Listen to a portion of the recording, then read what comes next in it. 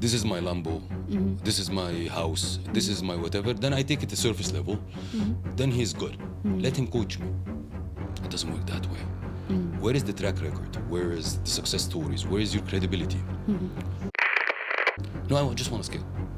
Well done. They're just words, empty words. We need to always put level 1 is words. Level 2 is the emotions behind the words that gives you the drive to do it. Then the third is the actions that I put. Okay, what is the first action that I will do now? Okay, to make me move towards this.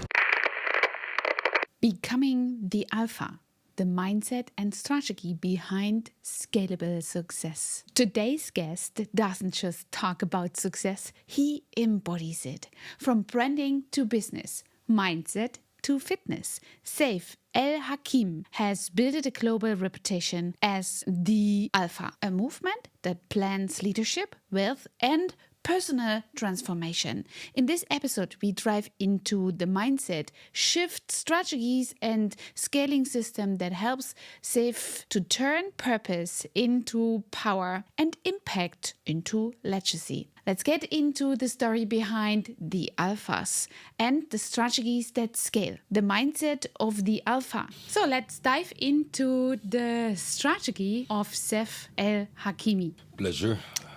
Thank you. Thank you for having me first.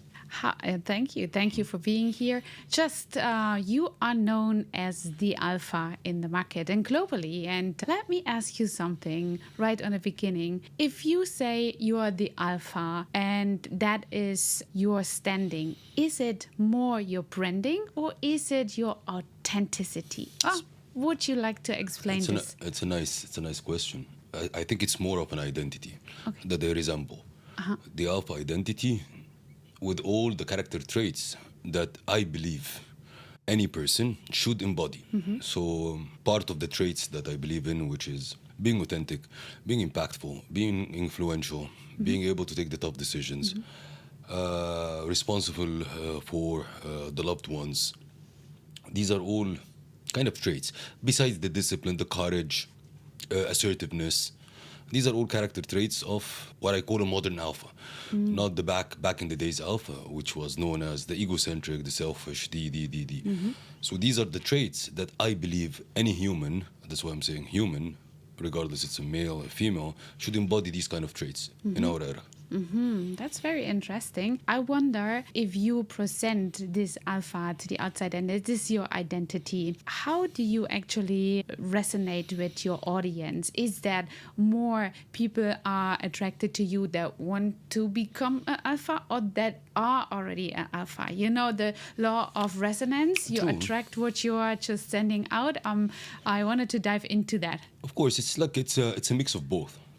Some people look up to me in that area that they want to develop in it, and some people already have these kind of traits and they see the resonance. So that's why we have mix of both. People who want to develop these kind of traits, and they look at me as a role model.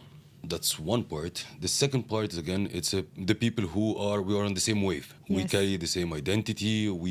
So we speak the same language. So mix of both.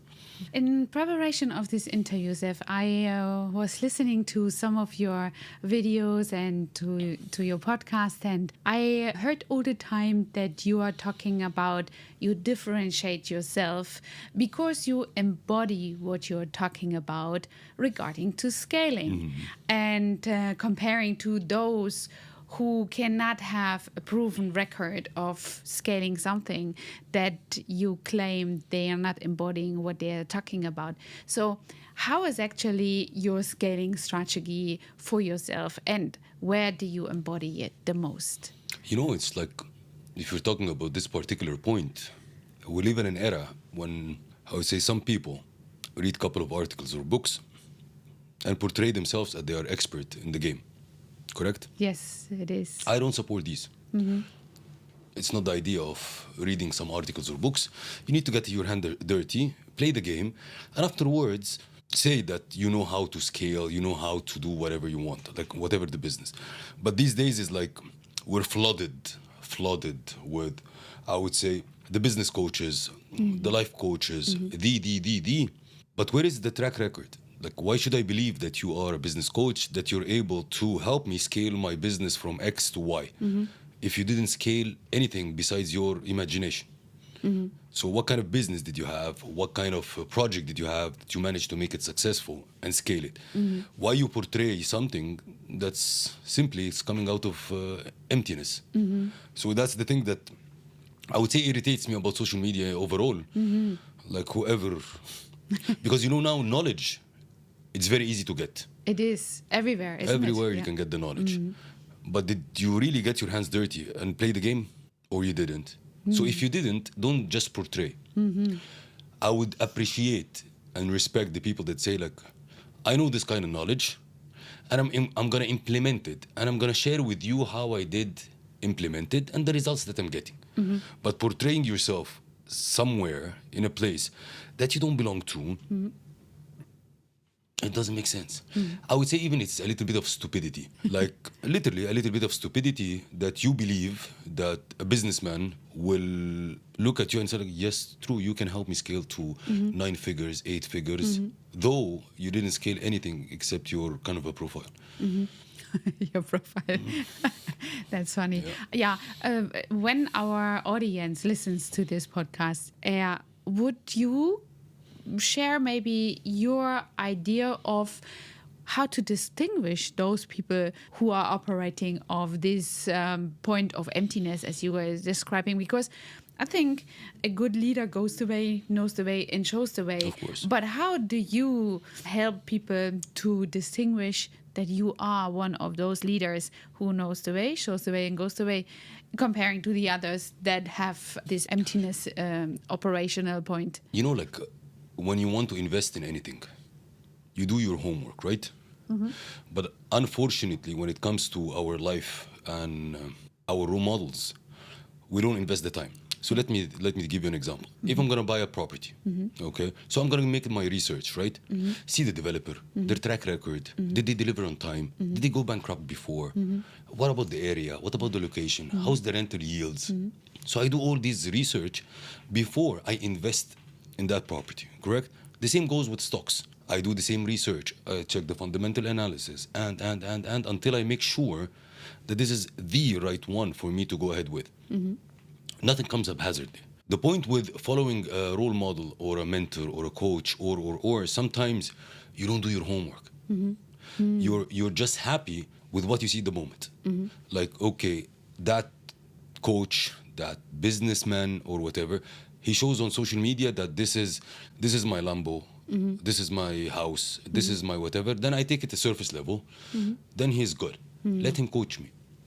It doesn't work that way. Where is the track record? Where is the success stories? Where is your credibility? It is very easy this day to be successful like this. Super easy. But on the outside. On the outside, and even, let's say, I don't want to say on the inside, but by numbers. You can be successful like this by numbers. But are you able to sustain it? Because success is not that I'm successful today. Am I going to be successful 5 years down the line? Yes. 10 years down the line? Will you be able to sustain it? That's success. Where do you differentiate it? Actually, it's not hard to get successful, to become successful, but to stay successful. It's the game. It is the differentiation. It's the game. Yeah. So, like, again, for people like looking, like, do your homework, whatever. You need to be always prepared. Do your homework. Like, if you see that this person can be your role model in whatever it is, in your business, in your life, in your relationship, in whatever, do the homework behind. Credible, track record, because there are 2 ways you can be on social media. Actually, there's a third way, which is useless, but let's talk about the 2 ways. Either you created something and you became really successful, so you're sharing your journey, your wisdom out of it. So you did something, you started a business. It became successful, became listed on stock exchange, So you can come and say, like, okay, these are the steps that I did, and this is the lessons that I learned down the line. Here you go. And then there is another way. I didn't do anything in my life, but I'm gonna share every step with my audience. I'm gonna open, let's say, a real estate agency. Okay, so today I'm going to get my license and I'm gonna share it. And in the license, I prepared this, and that. Then I'm gonna go rent my office. The office, I'm gonna rent it in Business Bay because this is the center of business hub. So I'm going to share my journey while I'm creating the journey. Yes. Okay, so these are the two ways. The third way is what? I portray something that I'm not. I am a successful businessman, and Nobody knows the story behind it Nothing. or next to it. True. And yeah. the thing is, when somebody comes on social media, I tell them, take one of these two routes. Either way, build something and then afterwards come and speak about it, or share the journey on the spot with your audience. Both will make connections. The fake it until you make it, you will be shot in the head. Not in this era. Yeah, a lot of people actually faking it until they make it. But some of the people, especially in Dubai, I feel sometimes they're forgetting to make it. Yeah, exactly. And keep faking it forever. They are staying in the faking period and it don't never come out of it. You know, True. That's insightful what you are outlining. And what I'm interested that you build it up your own journey, like you shared with the audience where you come from. How did you build it up? When did you actually felt yourself that your scaling game, we have stories that stick in this podcast and strategies that scale. Where in your own journey did you have the point of knowledge where you think and thought, okay, this is the right way of now I wanted to show it others, and for this or with it, actually it's also a transportation tool, showing it to others, building a community, the alphas, in order to scale for myself and for my own business. That's what it is, actually. So where did you had this shift and where is it rooted? It's something embedded in me, even when I was young. I never played the small game. I always wanted to play the big game. So from where did it come? It's very hard to tell you, but maybe from my sports background could be. But I never wanted to play something just to play. I had many careers in my life. And every career that I stepped in, my vision was to get to the top of this career. There was never a moment in my life that I said, okay, I'm content with where I am, and I will try to grow gradually, or I will leave it to fate. No, like once I step in something, where is the end of it? It's there. I want to be there. Okay. So when I wanted, let's say, I used to be in corporate. I spent more than 10 years in corporate. Once I was in corporate, I understood and I knew and I believed I'm going to sit on the top of the pyramid. Why? That's how I'm programmed. Of course, it's a very different journey than being an entrepreneur. And it's a very tough one because I was a foreigner in all the countries that I worked in. I've been living in South Korea, then I've been living in Moscow. As a foreigner, to reach top of the pyramid in these organizations is super tough. But I knew that's what I want, and I worked for it. The same in sports. I knew I wanted to be a martial arts athlete until I became a national team. Then I knew I want to be in physique. Then I became top 10 in Mr. Olympia. It's in everything that I'm doing. I always strive, I don't want to say the best, but the best I can.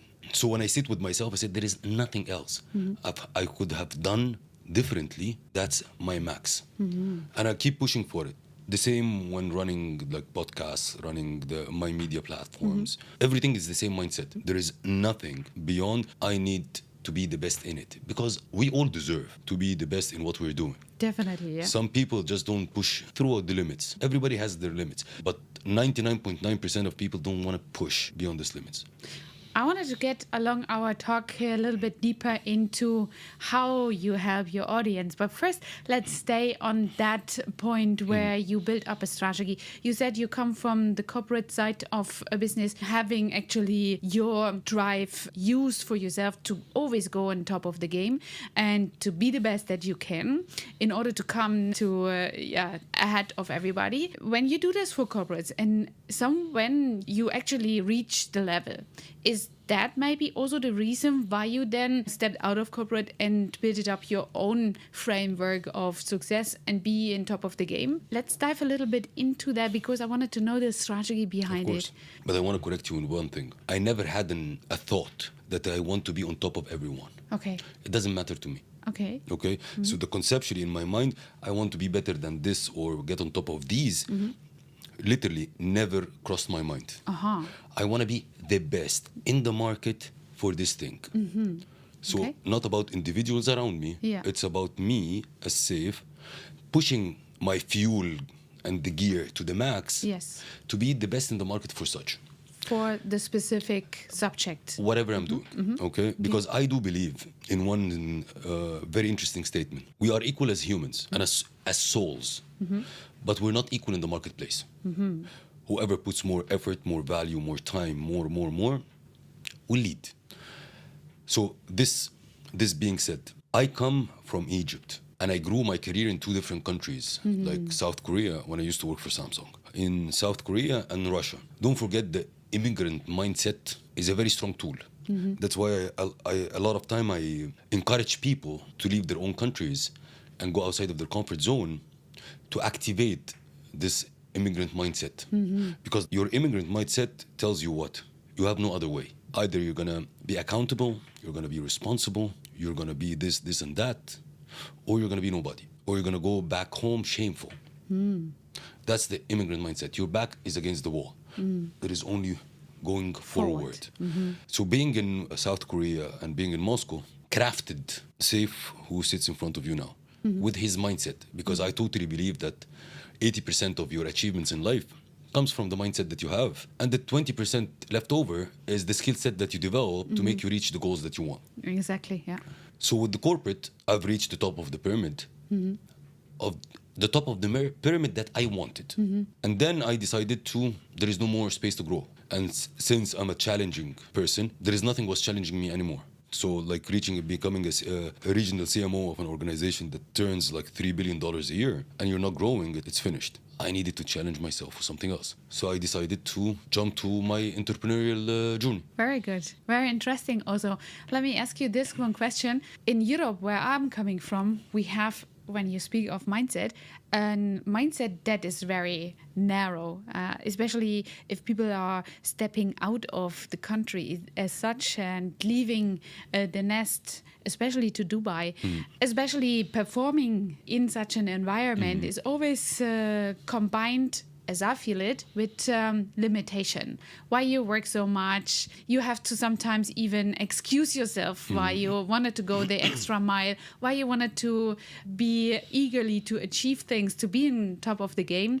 That's what I experienced, and that's what actually made me go, besides of the whole economically reasons. But what I feel here in Dubai, it is such a beautiful hub for entrepreneurs, because you don't have to excuse yourself of wanting much, wanting more, doing much and doing more. And so that is something that I wanted to just share with our audience. Is this something that you also find actually your resonated customers with you, that goes with you? Maybe because in this environment of a country, there is not such an excusable performance. Yeah, I mean, I don't have any network that I'm in where people say you need to slow down, make a break, because if you really love what you're doing, you just can go endless, isn't it? It's a very interesting city because the power of performance here is very high.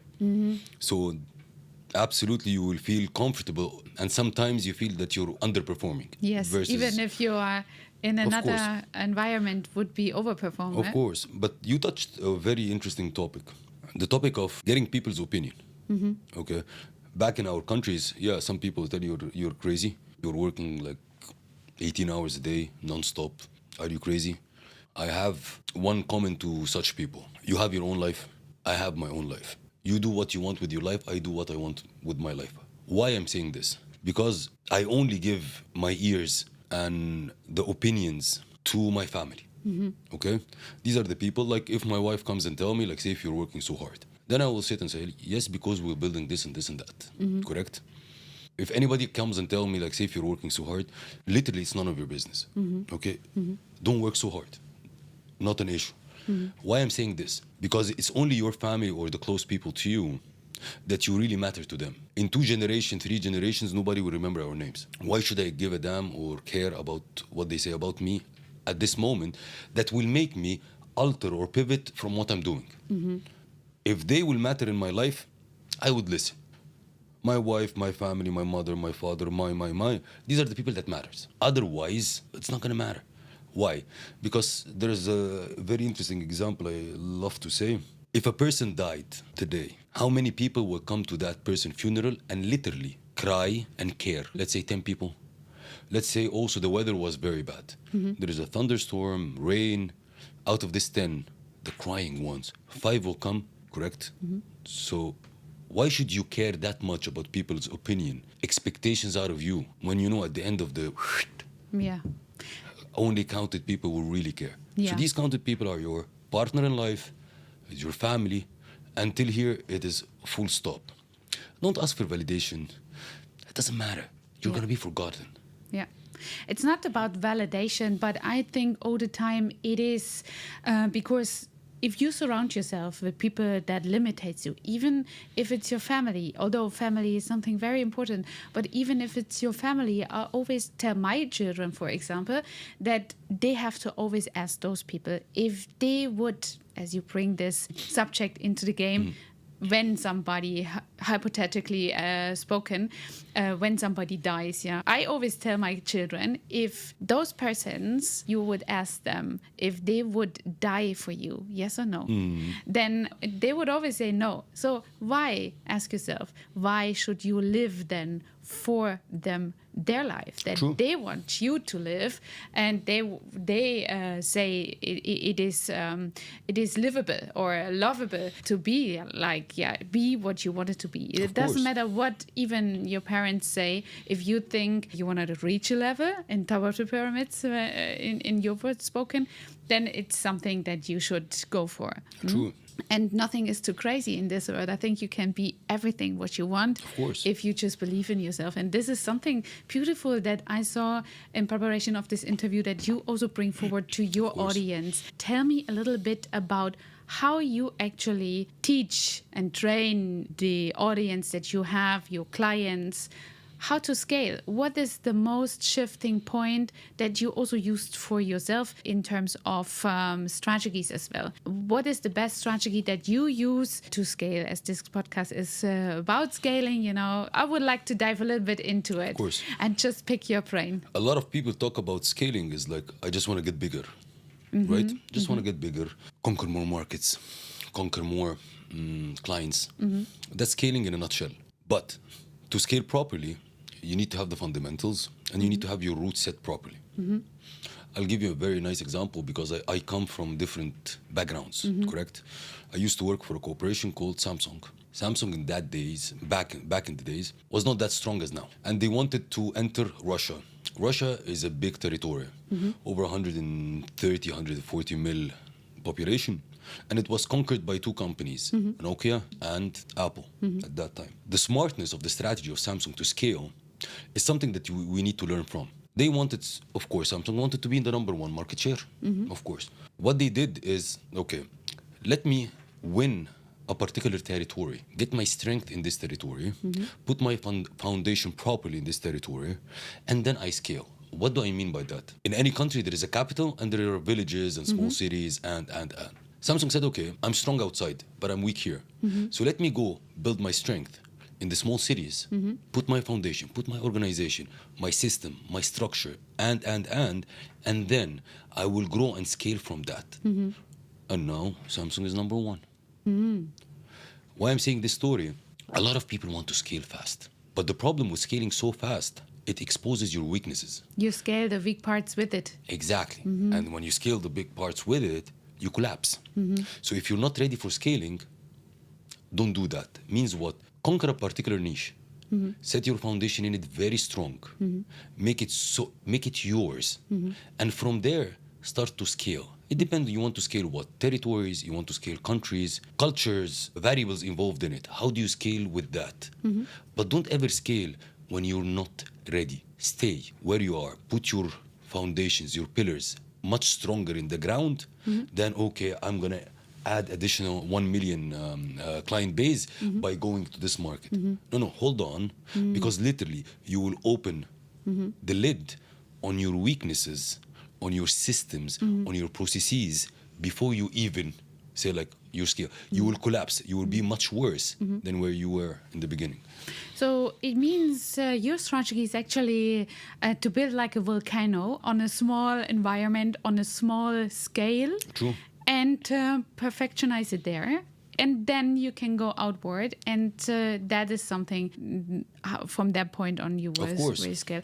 A lot of people, interesting point, they say I just wanted to go bigger, and I think always then they don't understand sometimes also scaling not in the depth, because scaling for me and for the audience is always to detach actually the factor time from your labor. Of course. And a lot of people are making the mistake. They're scaling only over the factor labor. So they employ a lot of people. True. Scaling with that point costs. What strategies do you have in these times of AI? Do you manage to detach labor from factor time invest and scale with that? AI for us is to double on more. So it's not like I will detach and slow down. No. We use AI. So if we're doing X, we're going to do 2X, even as, like, I'm talking about the human perspective. So you're going to be doing what you're doing, but with AI, you're going to do 2X. Why? Because that's the game. You want to be part of our organization, you need to be top of this. So when we're using AI, I'm going to double down. It's not going to mean like, no. You're going to have some rest because AI will take over. No, we're going to do the same. AI on top, so we're doubling down. Yeah.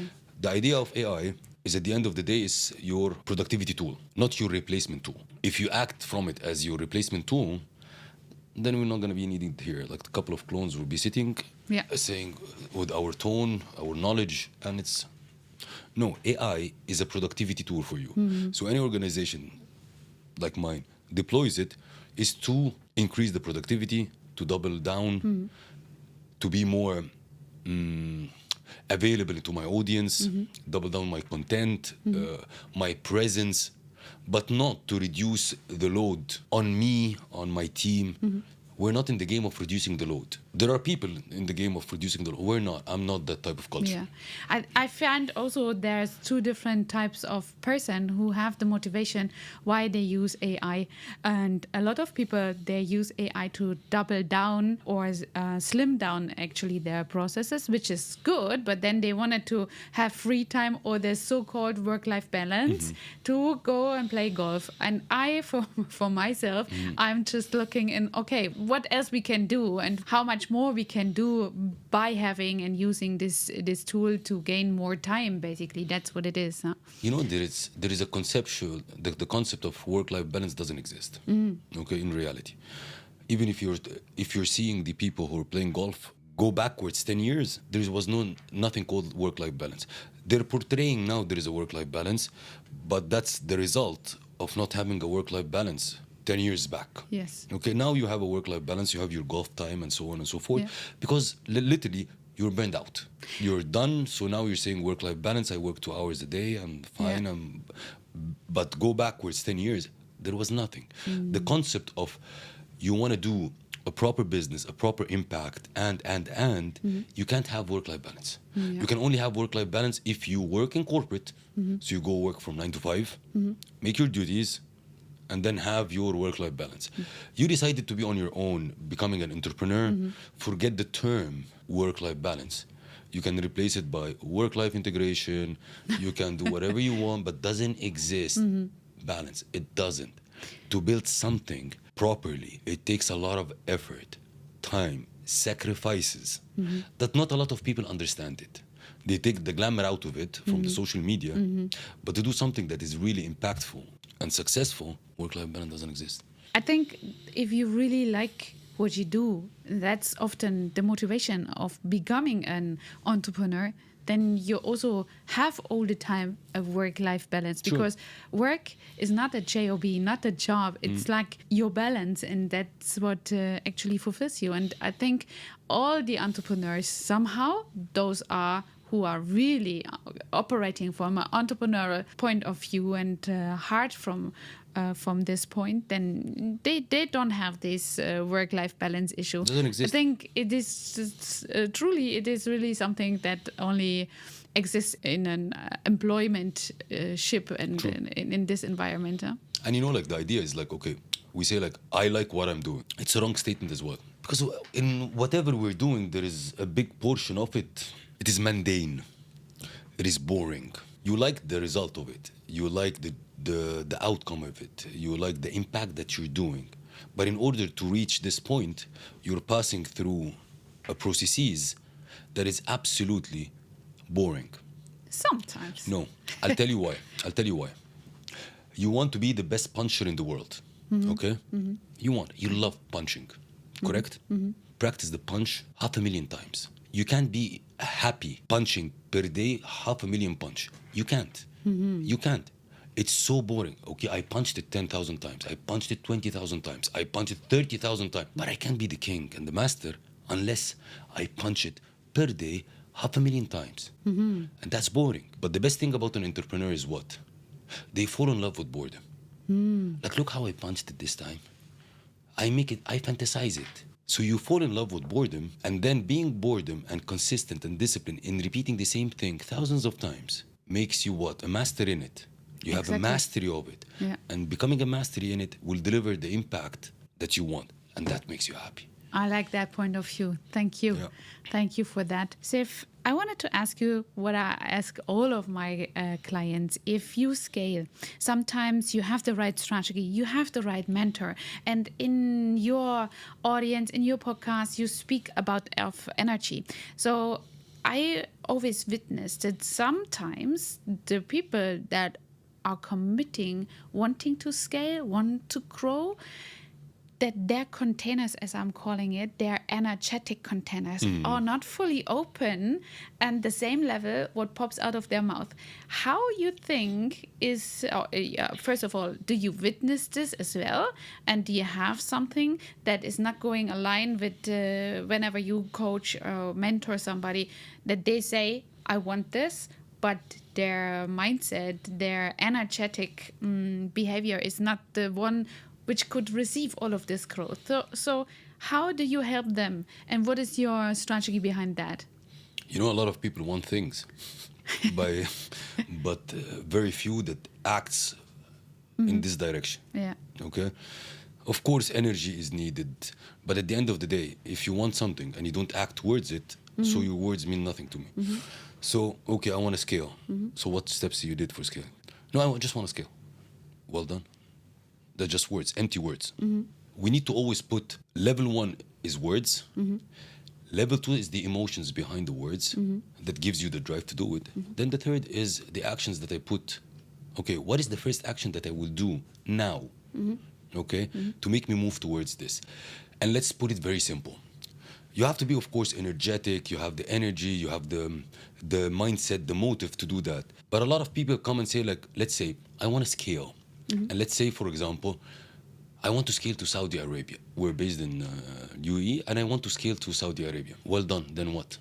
I want to go to Saudi. Okay, what is the first thing that you're going to do? Even the smallest one. I'm going to ChatGPT. How is the market in Saudi Arabia is? That's an action. An action linked right away to a thing that you said about, for example, scaling. Let's say, for example, I'm an international brand that has a strange name, and it's across the world. Happened a lot of this, excuse my language, fuck-ups. So I have a strange name, and I want to expand to Saudi Arabia. Let me check, is my brand name fits culturally over there or not? Because there are a lot of brands, they can't go international because... It just means something different in their country. Exactly. This is a very small step that any person can do beyond, besides my business plan, my financial plan, my forecast, my capacity check, my logistics, my.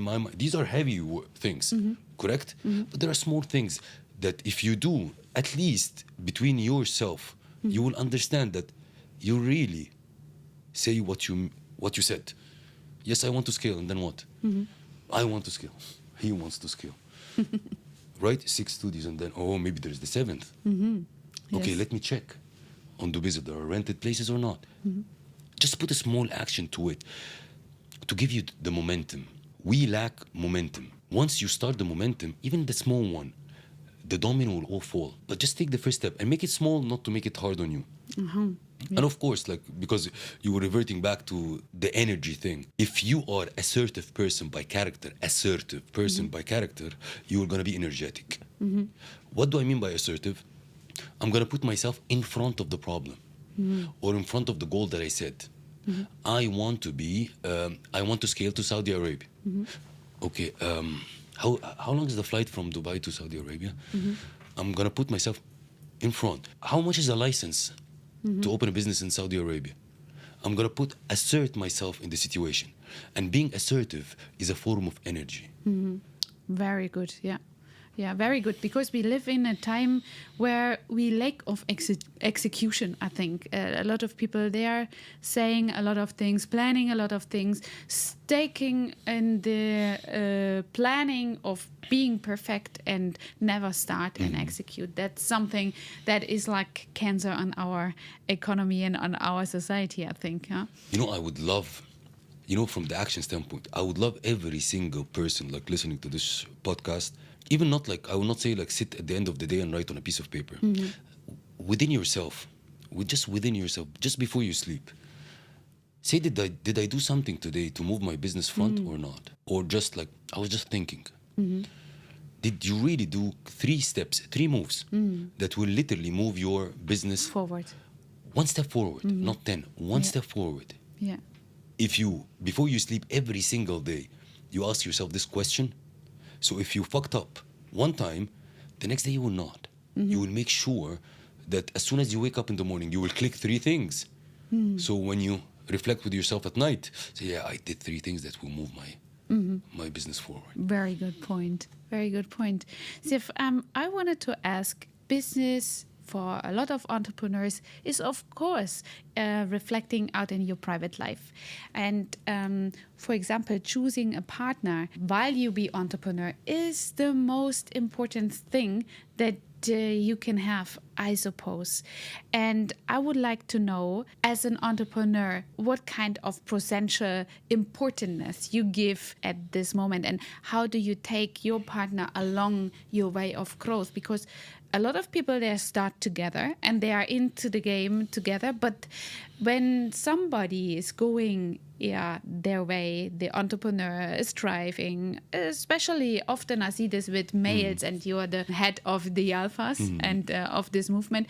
How do you advise actually to take along the partner of those entrepreneurs? Selecting the partner is one of the, I'm not going to say one, it is the most important part in your entrepreneurial journey, because there are, as I said, like the work-life balance. For an entrepreneur, it is advisable to integrate your partner within what you're doing. So both of partners are working on the same thing. Yes, it can be hard, but other than that, it will not work, because being an entrepreneur is always on, means always working. So you need to integrate with the partner in the journey. Okay. This being said, this is the example that I'm doing with myself. I work with my wife on what we're doing. Why? Because this is the only way. If it's going to be a separate way, the relationship will not exist. We have the same mindset, we have the same goals, we're striving towards the same goals, and striving it for a family objective. Okay. So for newbies, like if I say like for newbies, you need to select very careful, because there are people good, or they're like, I would say, they're known for people who wants to be part of the journey, and there are people who want to be part of the result. Okay, they're good being part of the journey, they enjoy it, they want it, support, it's a mutual thing. And there are partners who are oriented for the result. Being an entrepreneur, you have a potential. Being an entrepreneur, you could reach something, but selecting the partner with you, the partner that needs or enjoys the journey with you, or you select a partner that is just looking for the result. Because I'm not saying this is wrong, this is good, this is bad. These are humans. Each and every one, it's like a mix and match.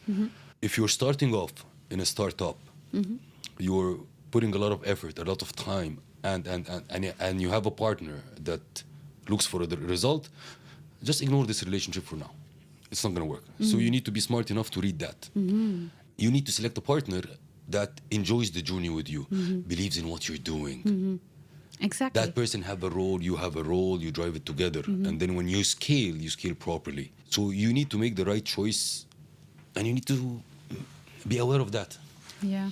It's such an important fact, because I think you never can win a two front side a war, as I'm saying it, to have your journey as an entrepreneur in your work life and then come home and there is somebody who has not taken a step of your journey all day, don't even understand what you've been managing or achieving or even failing throughout the day. And that's why it is so important. I even rate this for having, when you have children already, to take your children along to the business side or to training courses that you have, so they have the same level that you have if you wanted to learn something new, for example. So this is something very important, and I'm very glad that you have the same opinion. And I especially like the fact where you say journey orientated and result orientated. Really, really insightful. Thank you, Seif, for this interview. Would you like to let us maybe know, our audience, where we could find you and how it would be to work with you, for example? The easiest way is on Instagram, Seif El Hakim, or my email address. It's just going to be like info@seifelhakim.com. That's the easiest path. We'll put everything in the show notes of this podcast, no problem. So, super. Thank you for very being much. here. Thank you for having me. It's a great conversation, and I'm positive that a lot of people watching it will really see the value in it. Shukran for this. Thank you. It's a pleasure. Shukran. Thank you. Thank you. That was Seif El Hakim, a true example of what it means to lead with clarity, scale with purpose, and live by design, not by default. If today's episode sparks a shift in how you think about success, share it, because stories that stick are meaning to inspire others and strategies that scale meant to be spread. Thank you. This is your host, Angela Thomas, and I'm looking forward you are sharing this episode, because just imagine how grateful this person is that you sharing this episode with and this whole show. Thank you for listening. See you next time.